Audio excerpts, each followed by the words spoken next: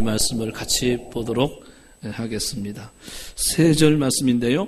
제가 한 절 읽고 여러분들이 한 절 읽고 마지막 세 번째 절은 다 같이 함께 읽고 교독해서 큰 소리로 같이 보도록 하겠습니다. 제가 먼저 봅니다. 여호와께서 말씀하시되 오라 우리가 서로 변론하자.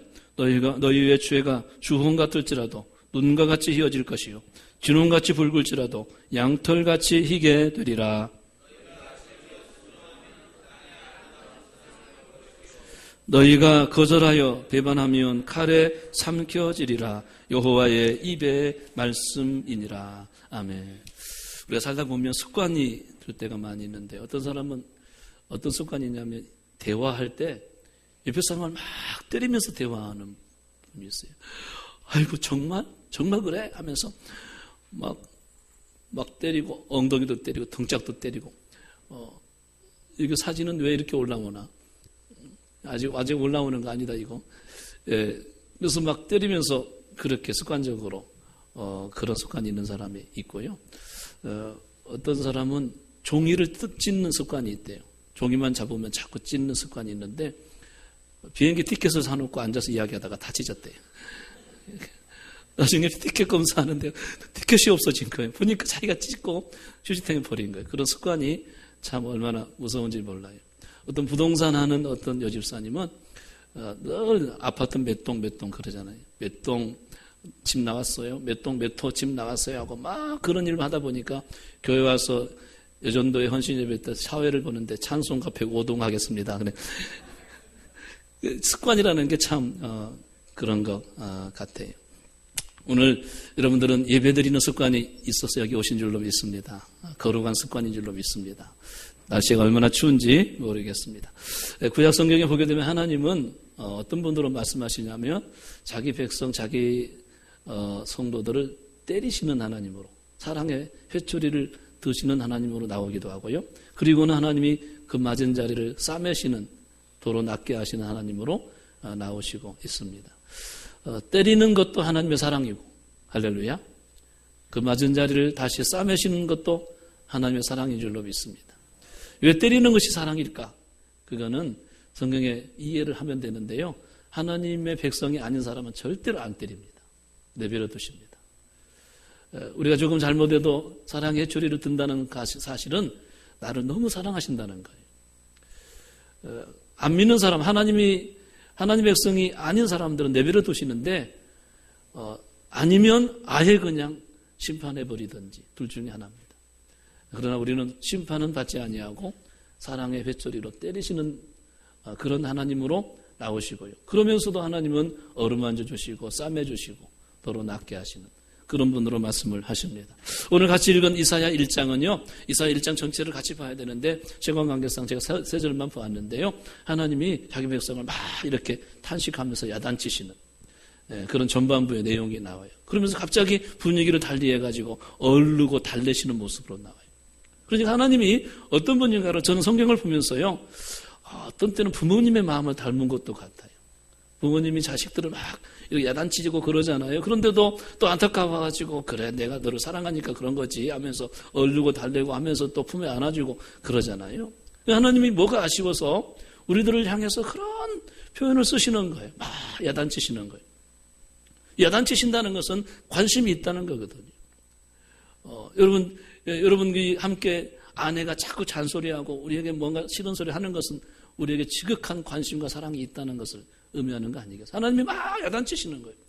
막 탄식하시고 슬프도다 하면서 그렇게 막 하시다가 갑자기 분위기를 바꿔서 오늘 같이 읽은 본문에 보니까 오라 우리가 서로 변론하자 하면서 너희 죄가 주홍 같을지라도 흰눈같이 휘어질 것이 하면서 얼르고 달래시는 그런 모습으로 본문의 내용이 전개되는 것을 보게 됩니다. 그렇다면 먼저 우리가 생각할 것은 하나님이 오늘 본문에서 뭘 가지고 그렇게 야단치실까? 그 점을 먼저 살펴봤으면 좋겠어요. 어쩌면 우리들에게 하시는 말씀이라고 할 수 있겠는데 이 야단치시는 내용들을 보게 되면 첫 번째는 하나님의 은혜를 저버렸다는 거예요. 하나님의 은혜, 사랑을 저버리고 하나님을 떠나서 멀리 가버렸다. 배역한 백성들. 이런 것에 대해서 하나님이 야단치시는 것을 보게 돼요. 먼저 2절을 보게 되면 내가 자식을 양육하였거늘 그들이 나를 거역하였도다. 이렇게 말씀하세요. 하나님이 자식이라고 말씀하시는데 그렇다면 하나님 우리 아버지가 되신다는 거죠. 내가 자식을 양육했다. 여러분 부모님이 되시면 자식을 양육하는 것은 당연한 것으로 여기고 지극한 사랑을 쏟잖아요. 길러주고 먹여주고 양육하고 다 하잖아요. 돌보고. 그런 마음을 가지고 하나님이 자기 백성들에 대해서 내가 자식을 양육하였거늘 2절에 그렇게 말씀하세요. 하나님은 우리 아버지가 되신다는 것이요. 할렐루야. 하나님 우리 아버지가 되신다는 그것이 얼마나 큰 은혜인지 몰라요. 오늘도 우리 장로님 기도하실 때 하나님 아버지 이렇게 부르셨는데 우리 모두가 기도할 때 하나님 아버지 이렇게 부를 수 있다는 그 자체는요. 정말 큰 은혜 받은 거예요. 하나님이 우리 아버지가 되시고 그러면서 우리를 자식같이 여기시면서 내가 자식을 양육하였거늘 그들이 나를 거역하였도다 하시면서 은혜를 저버림 그 큰 사랑을 저버리고 거역한 백성들에 대해서 탄식하시고 야단치시는 그런 모습이 나오는 것을 볼 수가 있어요. 그 다음에 3절 말씀 보니까 하나님이 탄식하시는데 뭐 가지고 탄식하시냐면 소는 그 임자를 알고 나귀는 그 구유를 알건만은 이스라엘은 그것을 알지 못하고 내 백성은 깨닫지 못하는도다 하고 그렇게 말씀하세요. 우매한 짐승보다도 때로는 못하다고 느끼시고 계시는 거죠.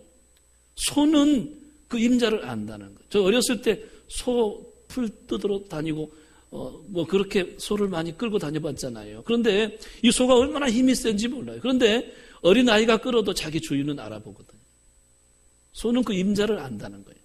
자기에게 잘해주는 주인이 누군지 꼴을 먹도록 갖다 주고 밥을 주는 주인이 누군지 다 소는 알고 있다는 거예요. 나귀도 알고 있고 여러분 집에서 키우는 애완동물도 주인을 알아보잖아요. 오면 그냥 꼬리를 치고 얼마나 반갑게 맞아주고 그러잖아요.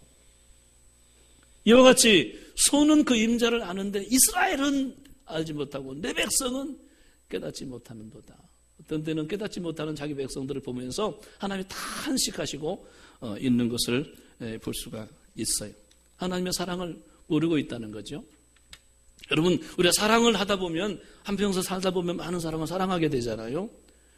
자식을 사랑하게 되고 남편을 사랑하게 되고 아내를 사랑하게 되고 부모님을 사랑하게 되고 한 여인을 한 남자를 사랑하게 되고 많은 사람을 사랑하게 되잖아요.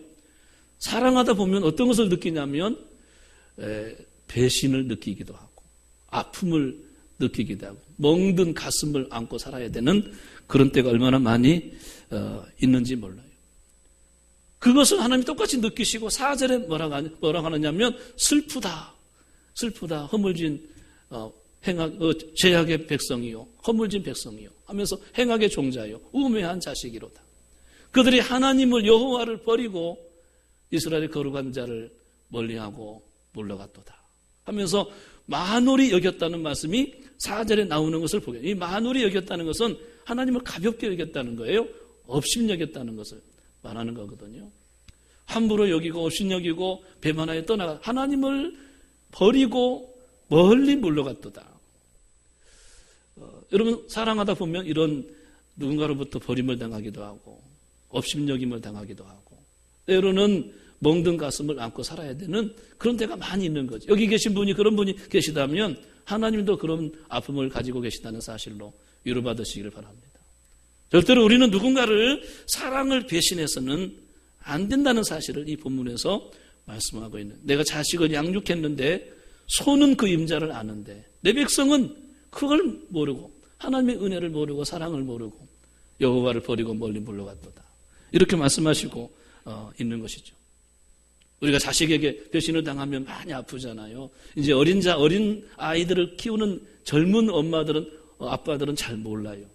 애가 커서 이제 부모님의 마음을 정말 아프게 할 때가 있거든요. 배반하고 정말 내 자식이 맞아 할 때가 있거든요. 그때 심정은요 정말 모든 부모님이 가슴에 멍든 가슴을 안고 사는 거죠.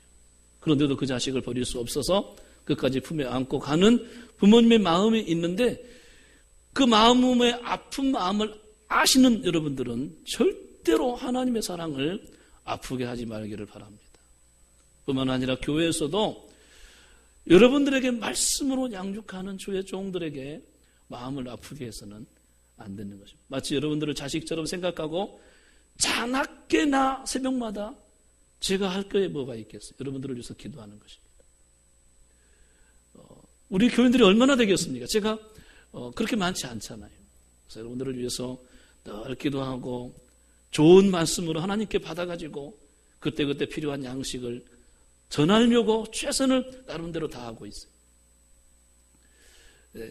사랑을 다 못하지요. 제가 어떻게 주님 사랑처럼 다 사랑할 수 있겠어요? 부족함이 심히 더 많이 있지만 제 나름대로 우리 성도들을 늘 생각하고 사랑한다고 사랑하고 있는데, 그런 것을 이렇게 서로 은혜를 저버리고 사랑을 표시하면 항상 멍든 가슴을 안고 있는 거예요. 그 상처, 배신감, 그 아픔, 그걸 안고 평생 사는 것 같아요. 그러니까 우리들은 절대 그런 자리에 들어가서는 안 된다는 거예요. 나중에 하나님이 나에게 그런 경우를 허락하신다면 얼마나 아프겠어요. 그러니까 우리가 그런 일을 당하지 않기를 위해서라도, 할렐루야, 자식에게 배반당하지 않기를 원해서라도 교회에서 사랑을 표신하지 말고 하나님의 사랑을 표신하지 말기를 주 이름으로 축원합니다.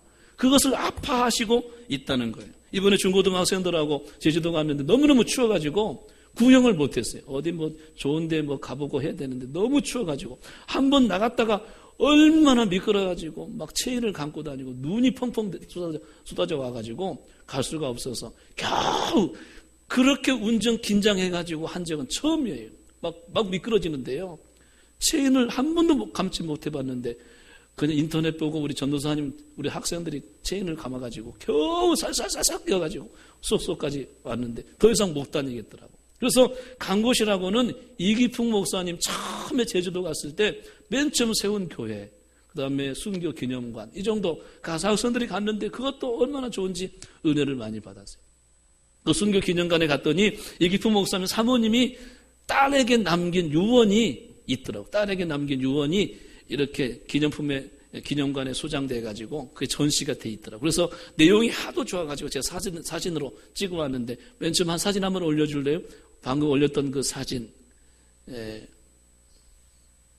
방송실에 아무도 없나요? 저기 올라왔구나. 옆에 이거 유언이 올라왔는데 우리 방송실에서 아마 옆에 큰 글씨로 써서 이렇게 붙여놓은 것 같아요. 그 보니까 그 사모님의 유언인데 세상과 짝하지 말아라.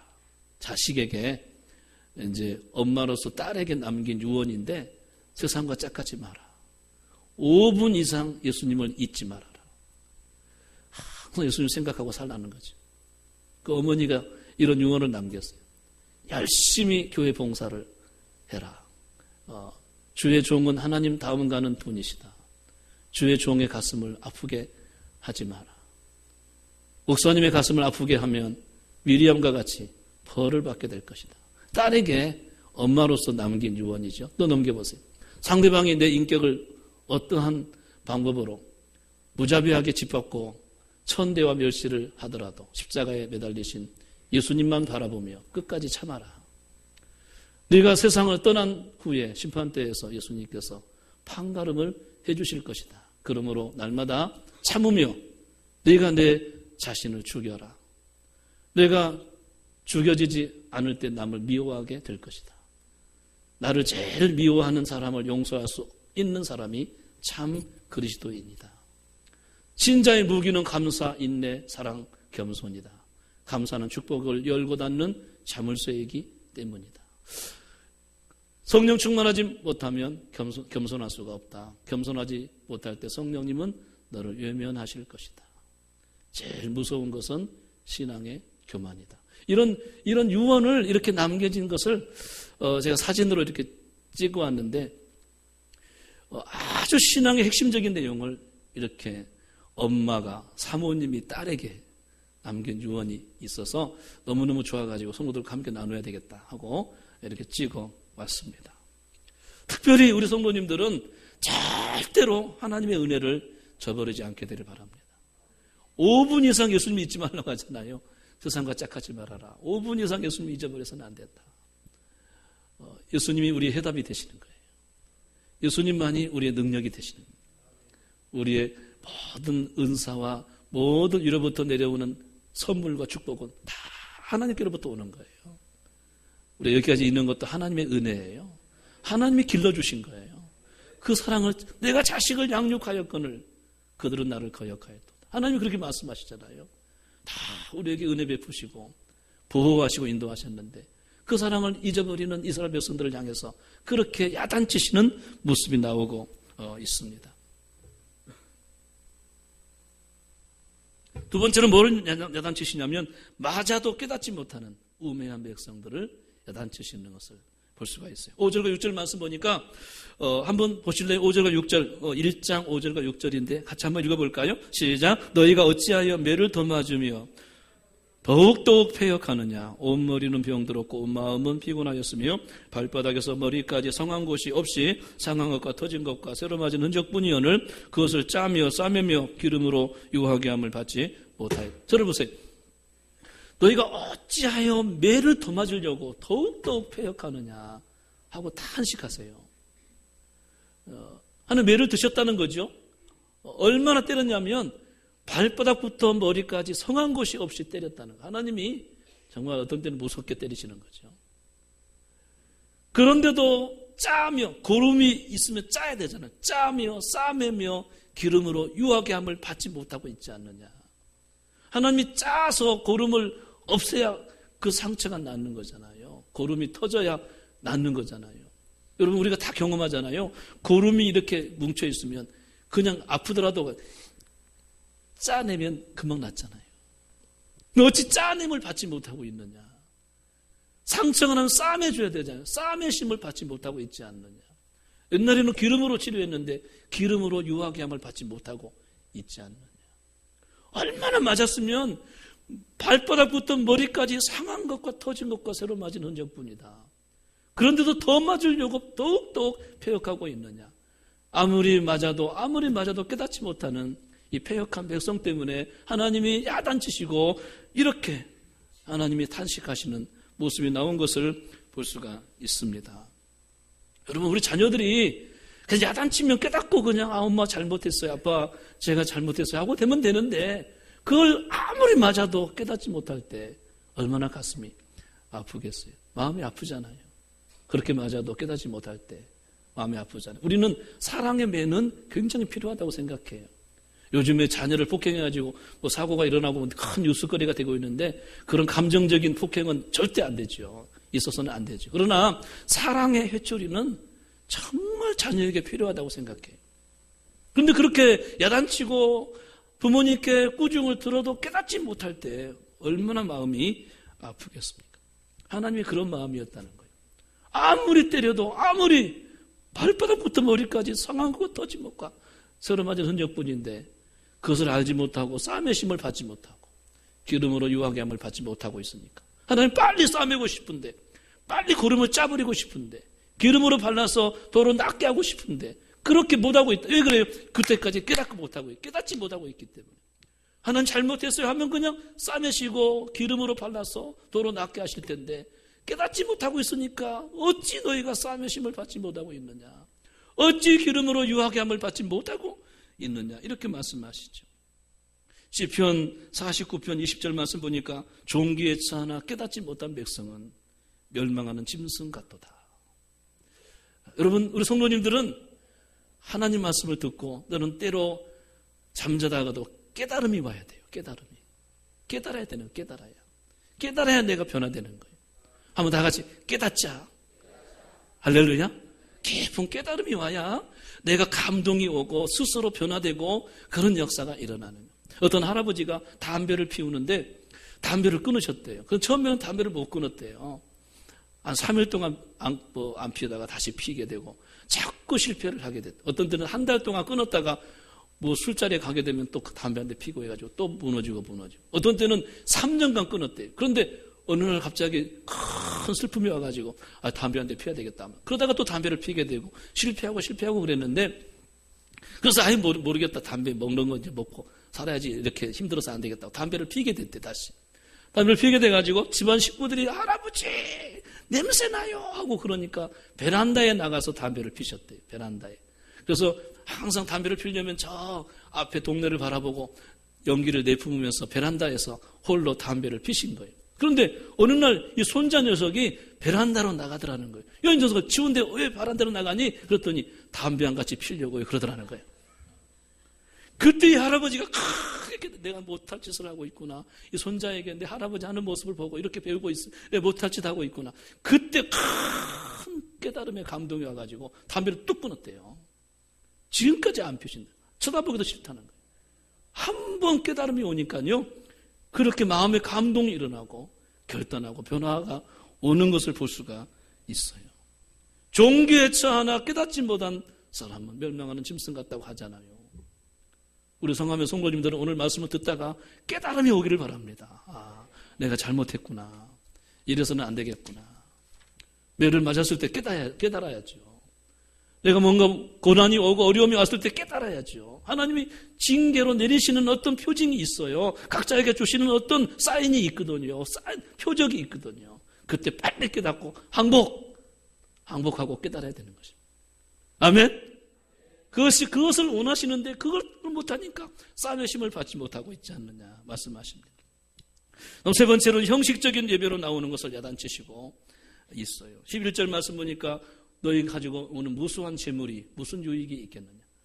아무리 재물을 많이 가져와도 하나님께서 형식적인 마음으로 가져오는 그 헌금 재물 받지 않으시겠다는 것. 무슨 유익이 되겠느냐. 형식적인 재물인데 내가 그것 바라보고 재물을 가져오라고 했느냐. 그런 의미겠잖아요. 12절에서는 내 마당만 밟을 뿐이다. 교회로 예배드리러 왔는데 하나님을 만나고 가야 되는데 단지 마당만 밟고 간다면 그것이 무슨 예배가 되겠느냐. 단지 마당만 밟고 갈 뿐이 아니겠느냐. 형식적인 예배. 우리가 드리는 이 예배가 하나님이 기뻐하시는 예배가 되지 않겠어요? 할렐루야. 하나님이 보시고 내 자식들 왔구나. 내 자식들 와가지고 하나님께 감사 찬양하고 있구나. 그런 모습 보고 흐뭇해야 되는데 성전 마당만 밟고 갈 뿐이다. 이렇게 말씀하시잖아요. 13절에서는 뭐라고 하시냐면 성례와 아울러 악을 행하는 것을 내가 견디지 못하겠다. 이 말은 무슨 말이냐면 예배는 나오기는 나왔는데 예배 시간에 하나님이 기뻐하시는 예배를 못 드리고 있으니까 오히려 악을 행하고 있는 거죠. 그래서 하나님이 견디지 못하겠다고 말씀하세요. 14절에서는 드리는 예배를 싫어하고 무거운 짐이 될 뿐이다. 하나님이 기뻐하셔야 되는데 우리가 드리는 예배가 하나님이 싫어하시는 예배, 하나님이 견디지 못하는 예배가 된다면 어찌 되겠어요? 그 예배가 아무것도 아니잖아요. 우리 성함교 예배는 그런 예배가 아니기를 바랍니다. 하나님이 여기에 임하시고 찬양을 받으시고 우리에게 은혜와 복을 주시고 할렐루야. 그런 예배가 돼야 되는데 무거운 짐이 된다고 하나님이 말씀하시잖아요. 그런 다음에 15절에서는 너희가 많이 기도했을지라도 내가 듣지 아니하겠다. 너희가 많이 기도해도 듣지 아니하겠다. 왜요? 예배자가 형식적인 예배를 드리니 어찌 그 예배, 그 기도를 응답할 수 있겠느냐. 많이 기도할지라도 내가 듣지 않으시겠다고 말씀을 하십니다. 여러분, 오늘 제가 말씀드릴 테니까 우리 예배 드릴 때 한 가지만 하시면 돼. 한 가지만 하시면 되는데 그건 뭐냐면 집중. 누구에게 집중해야 되느냐? 하나님께 집중해야 되는 거예요. 제가 어느 날 새벽에 기도하는데요. 기도하는데 자꾸 오늘 누구한테 전화해야 돼. 누구 신방해야 돼. 그거 안 했네. 그거 해야 돼. 기도하는데 자꾸 무슨 일을 해야 될 것만 생각이 나는 거예요. 이거 기도 방해구나. 그 생각을 했습니다. 집중해야지. 하나님께 집중해야지. 집중하고 마음을 가다듬고 다시 기도하기 시작하니까 기도줄이 쫙 잡히더라고요. 근데 처음에 집중이 안 되니까 막 마음이 흔들리고 산란스럽고 기도하다가 벌떡 일어나서 어디 갔다 와야 될 것만 같고 막 그런 기도가 안 될 때가 있는 것이에요. 여러분, 예배 드릴 때 감사할 때도 진심으로 감사하세요. 찬양할 때도 집중해서 찬양하세요. 그냥 건성건성 입술만 찬양하지 말고 마음을 다해서 집중해서 찬양하고 말씀 들을 때에도 집중해서 말씀을 귀를 기울이고 말씀을 들으세요. 하나님께 집중하고 할렐루야. 이게 집중이 중요해요. 집중이. 자꾸 마음을 빼앗기면 안 되는 거예요. 제가 몇 년 전에 독일의 어떤 팍스뉴스 어떤 그 기사에 재밌는 이야기거리가 나와서 제가 그것을 기억해 두고 말씀을 드리는데요. 독일의 그 린다우에서 판매사원으로, 그러니까 요즘에 홈쇼핑에서 판매하는 여자들을 뭐라고 그러죠? 쇼핑 호스트라고 하나요? 쇼호스트라고 하나요? 예, 그런 일을 하는 이 이름이 데보라라고 하는 20대 여성이 있었는데, 이 여성이 버스를 타고 이제 회사를 출근하는 거예요. 한참 가고 있는데 버스 기사가 아가씨 자리 좀 옮겨줘요 그러더라는 거예요. 왜 그러는데요? 아가씨가 너무 섹시해가지고 내 눈이 현황하니 운전에 방해되니 거울에 비치지 않는 장소로 좀 자리를 옮겨달라고 운전기사가 요청을 한 거예요. 너무 황당한 요청이죠. 그 사진을 봤더니 사진이 게재가 됐더라고요. 푹 파인, 가슴이 파인 옷을 입고 얼마나 미모가 훌륭한지 예쁜 20대 여자이더라고요. 운전기사가 자꾸 거울에 비치니까 반사경이 있잖아요. 운전자는 다 뒤를 볼 수 있거든요. 자꾸 비춰지니까 운전에 방해된다고 아가씨 자리 좀 옮겨달라고 하니까 이 아가씨가 분통을 터뜨리고 이것을 이제 신문에 기사화가 돼가지고 세상에 알려지게 된 거예요. 그러니까 찬반 양론이 벌어지고 그 운전기사 참 이상하다. 그 여자를 안 보면 되는 거지. 보고는 그렇게 자리를 옮겨달라고 할까 하고 막 그런 비난 여론이 일어났는데 버스 회사만큼은 우리 운전기사가 잘했다. 안전운전이 제일이다. 여자가 정신을 혼미케 하면 안 되니까 옮겨달라는 것은 당연한 요청이다 하고 버스 기사만 옹호하고 막 그랬더라고요. 여러분, 운전자는요 집중해야 되거든요. 아무리 경치가 좋아가지고 야 옆에 앉은 사람이 이런 경치가 있을까 해도 그 경치를 보면 돼야 안 돼요. 슬쩍 보면 되기는 됩니다만 절대로 집중해서 그걸 보면 안 되는 거죠. 길을 앞만 바라보고 똑바로 핸들을 꽉 붙잡고 핸들 돌아가면 죽는 거 아니겠어요? 그러니까 핸들을 꽉 잡고 앞에만 바라보고 집중해서 가야 되는 거죠.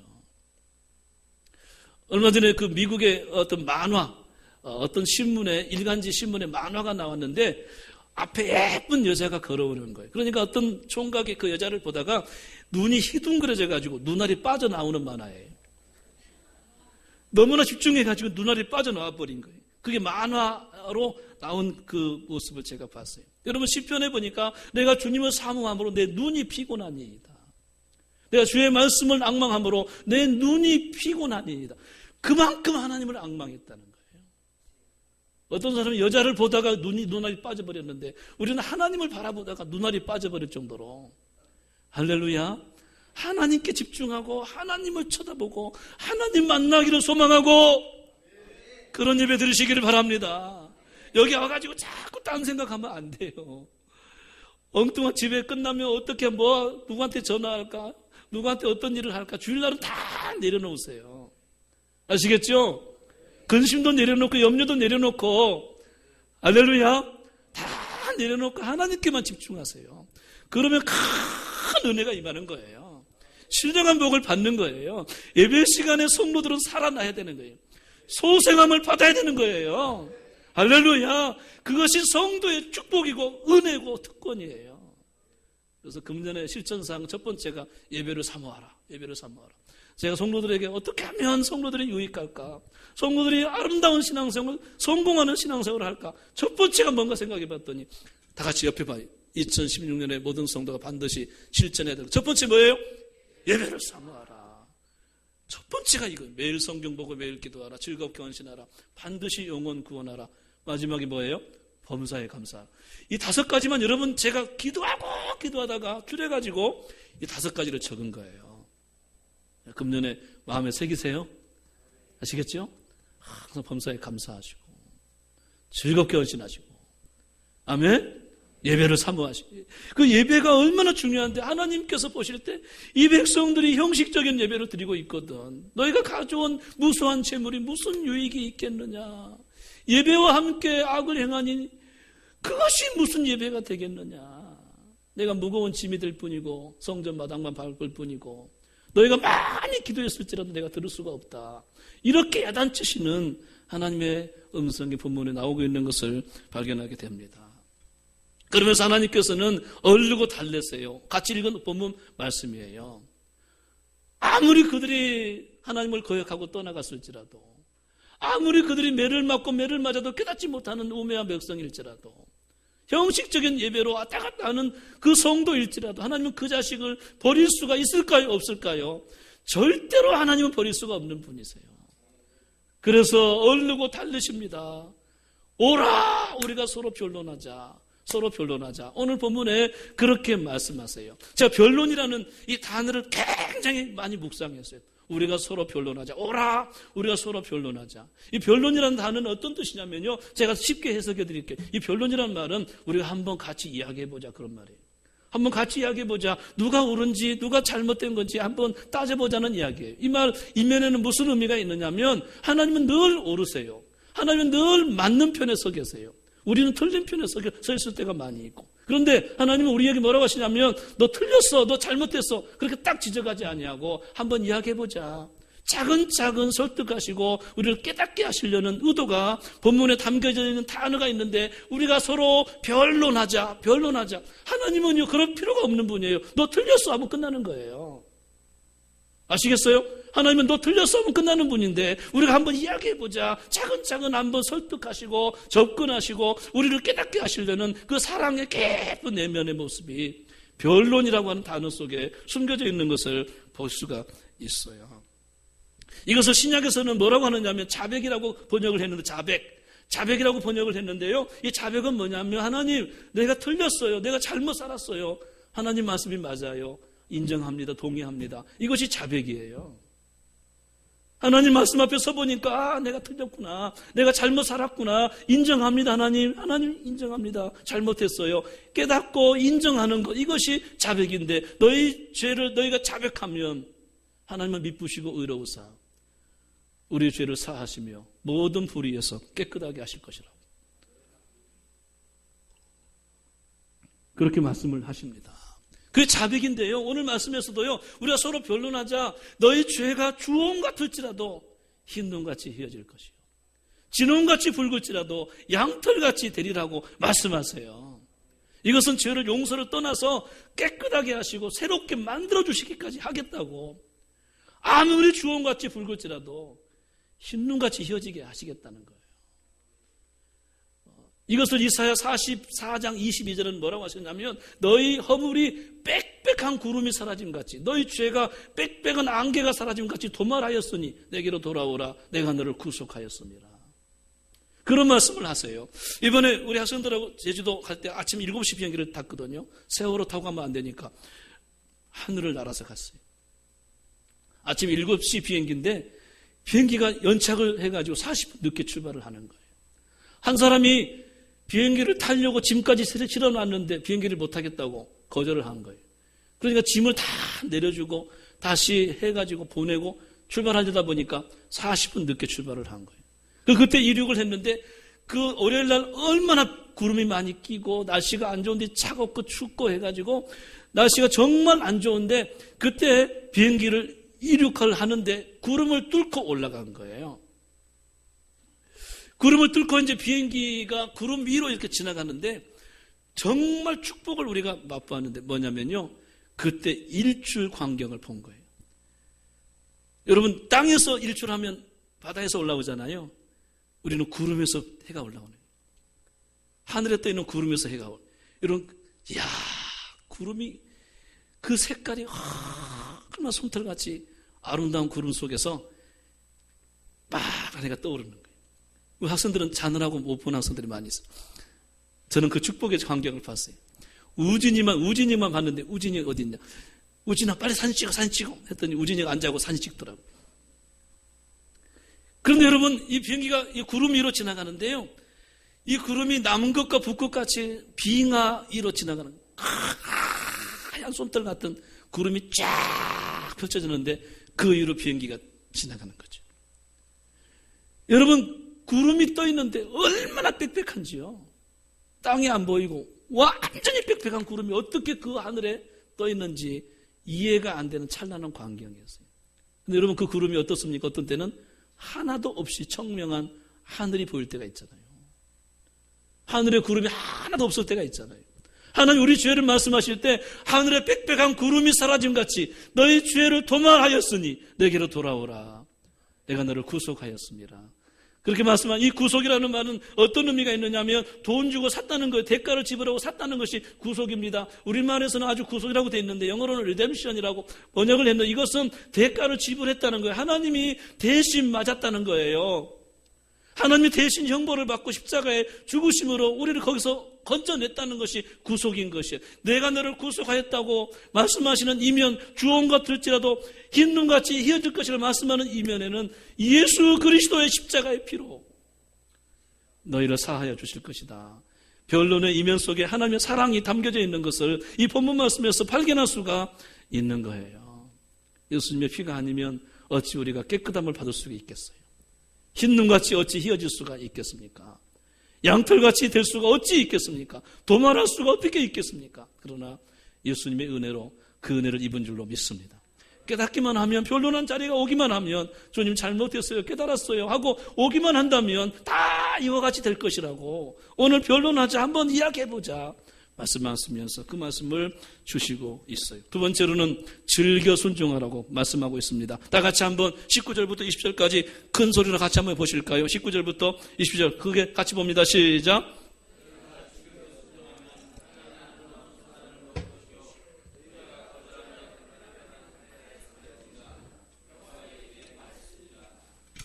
아멘. 즐겨 순종하면 땅의 아름다운 소산을 먹을 것이다. 거절하여 배반하면 칼에 삼켜지게 될 것이다. 여호와의 입의 말씀이니라. 여기에 순종과 불순종에 대한 대가를 말씀하시고, 순종하면 축복을 주실 것이고 땅의 아름다운 소산을 먹을 것이고, 거절하여 배반하면 칼에 삼켜지게 될 것이다. 여호와의 입의 말씀이니라. 성경 전체 흐르는 맥이 순종하면 축복이고 거절하면 하나님의 매가, 하나님의 저주가 임하게 될 것이다 하고 성경 전체에서 반복적으로 계속 말씀하시고 있어요. 그럼 한번 생각해 볼까요? 우리가 하나님 백성입니다. 하나님의 자식입니다. 지금까지 걸어오면서 순종하는 일이 많았을까요? 불순종하는 일이 많았을까요? 한번 이야기해 보세요. 그동안 살아오면서 불순종을 많이 했습니까? 순종을 많이 했습니까? 게임도 안 되게, 비교도 안 되게 불순종을 많이 하는 것이 우리들의 자신인 것입니다. 가끔 성도들은 착각할 때가 많이 있어요. 예배드리고 하나님 말씀 많이 듣다 보니까 나는 순종하고 있다고 착각할 때가 많이 있어요. 저도 착각할 때, 목사가 제일 많이 착각해요. 말씀을 전하고 있으니까 나는 그 말씀을 순종하고 있다고 착각하는 거죠. 우리 모두가 따져보면 순종보다도 불순종이 더 많은 것을 발견하게 됩니다. 요즘에 새벽에 에레미야를 보고 있는데 에레미야 22장 21절에 하나님이 그렇게 말씀하십니다. 너희가 어렸을 때부터 지금까지 내 말을 청종하지 아니함이 습관이 되었다. 그렇게 지적하세요. 습관처럼 내 말을 순종하지 않아. 심지어는 그들이 뭐라고 했냐면 내가 하나님 말씀을 듣지 않겠노라. 들어봐야 순종하지 못할 텐데, 들어봐야 말씀대로 살지 못할 텐데 이제는 하나님 말씀을 듣지 않겠노라고 너희가 말하고 있다고 에레미야서에 그렇게 말씀하세요. 순종함이 습관이 돼야 되는데 불순종의 습관이, 어려서부터 지금까지 여호와의 말을 청종하지 아니함이 습관이 되었다고 에레미야를 통해서 하나님이 그때 그 시대에 그렇게 말씀하시면서 에레미야 21장에 뭐라고 하시는 아세요? 너희 앞에 생명의 길과 사망의 길을 두었노니 내 말을 순종하면 살게 될 것인데 내 말을 순종하지 아니하면 칼과 기근과 전염병에 멸망하게 될 것이라고 말씀하시면서 어떤 말씀하시냐면 너희가 갈대아 사람 바벨론에게 항복하고 거기에 순응하고 따라가게 되면 너희가 살 것이요, 항복하지 아니하면 다 죽게 될 것이다 말씀하세요. 여러분, 이 말은 무슨 말이냐면 유다인들이 전쟁에 항복한다는 것은 차라리 죽는 것보다 더 어려운 것이 항복하는 거예요. 요즘으로 말하면 북한에 끌려가는 거예요. 차라리 죽는 것이 북한의 그 수용소에 끌려가는 것보다 낫다는 이야기거든요. 그때 유다인들은 그런 마음을 가지고 있어요. 이스라엘 백성들은 지금도요, 얼마나 영적인 자존감이 강한지 마사다 전투에 가게 되면 최후의 항전을 하다가 로마의 지배를 당하자 자결을 해서 죽였어요. 다 유다인들이 자결해가지고 다 죽었어요. 이방인 손에 죽지 않겠다고. 그 정도로 자존감이 강한 사람들이 유다인들인데 하나님이 그들에게 에레미야를 통해서 말씀하시기를 갈대아 사람들에게 항복해라, 그리하면 산다. 이해가 되지 않는 말씀을 하세요. 이해가 안 돼요. 제가 생각할 때도 이해가 안 돼요. 왜 항복하라고 하실까? 이방인에게. 이거는 죽는 것보다 더 어려운 거거든요. 그런데 하나님은 그렇게 말씀하세요. 그런데 놀랍게도 그 말에 순종하고 항복했던 모든 사람들은 일시적인 포로가 되었지만 그들이 다시 돌아와서 예루살렘을 재건하는 데 쓰임받는 위대한 인물이 되는 것을 믿으시기 바랍니다. 그것이 하나님의 섭리예요. 순종은 이해가 되지 않아도 내 생각과 맞지 않아도 힘들어도 하는 것이 순종인 줄로 믿습니다. 하나님 말씀 앞에 뚜벅뚜벅 한 걸음 한 걸음 우리 성도님들은 금년 한 해 동안에 순종의 걸음을 걸었으면 좋겠어요. 즐겨 순종하며 땅의 아름다운 소산을 먹으리라. 순종하면 우리 마음이 기쁜 거예요. 자신감이 생기는 거예요. 기도해도 자신감이 있고, 아멘.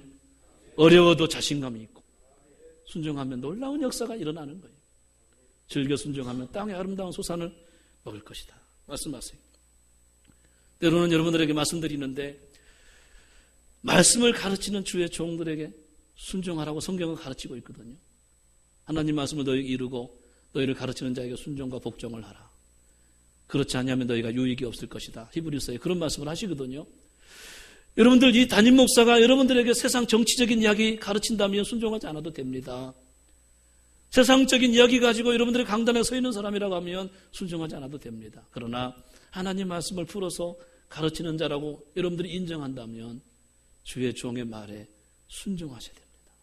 그것이 우리 성도들에게 자손 대대로 복을 받는 아름다운 일들이 일어나게 될 줄로 믿습니다. 우리에게 순기능이 일어나는 거예요. 장로님 순종하는 모습 보고 학생들이 배우고 청년들이 배우고 권사님들 순종하는 모습 보고 집사님들 순종하는 모습 보고 우리 교회가 순기능이 일어나서 대대로 강성한 교회가 될 줄로 믿습니다. 아름다운 축복의 열매가 가득할 줄로 믿습니다.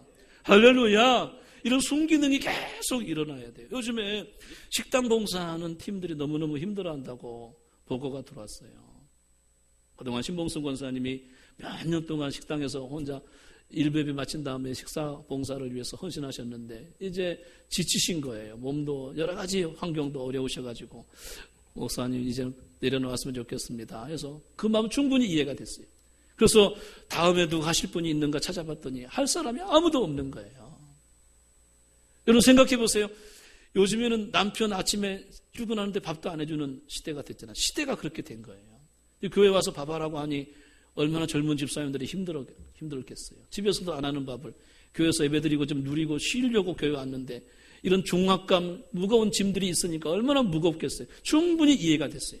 그래서 우리 장로님들하고 같이 지난주에 당회를 했어요. 이 문제를 어떻게 할까 했더니 우리 장로님들이 정말 훌륭한 장로님들이에요. 목사님, 그러면 시대가 그렇고 성도들이 주일날 와가지고 쉬고 안식을 누려야 되는데 그렇지 못하고 그러니까 우리가 교회에서 페이를 주고 이제 장로님 당회에서는 한 주 오전 10시부터 오후 2시까지 식사 봉사를 하신 분들에게 한 주에 10만 원을 드리자. 당회에서는 그렇게 했는데 어떤 집사님에게 벼룩시장에게 광고를 내라고 했더니 목사님 너무 많아요. 4시간 일하는데 10만 원 좀 너무 많다고 7만 원을 깎으라고 하더라고. 우리끼리 아는 비밀이에요. 그래가지고 그렇게 이제 광고를 냈어요. 그래서 그분이 식사하고 설거지까지 하고 가시는 거예요.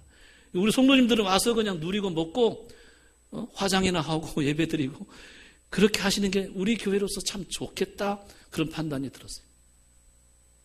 시대가 변하니까 본질적인 면은 안 변하지만 좀 교회가 바꿔져야 되겠다는 생각을 저도 같이 하게 됐어요.